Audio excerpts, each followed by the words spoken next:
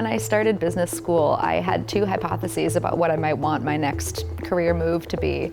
On the one hand, I had a phenomenal experience in my early career working in the social sector, and I was interested in exploring other dimensions of the social sector. So continuing to stay in that arena, but explore other issue areas beyond the world of food security.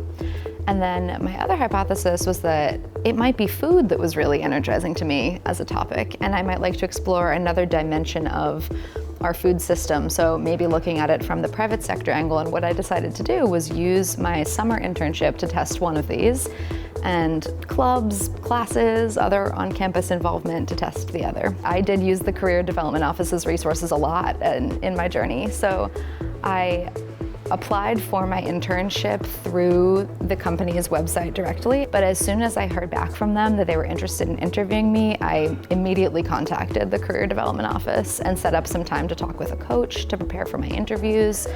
I worked with a career advisor, like a member of their student career advising team, and that person helped me to practice case interviews since it was a consulting internship. It was tremendously valuable to have like a practice interview with the team. They helped me review my materials before I submitted them to see if they were kind of polished and ready to go. One thing I'm really proud of actually is that as a career advisor, I launched a Slack channel community for students who do have an unstructured search. It's called Field Notes, and anyone can join. And we have a space where students can share their needs and advice with each other. I'd still be at the beginning, I think, without the Career Office's resources. I've been using them so constantly.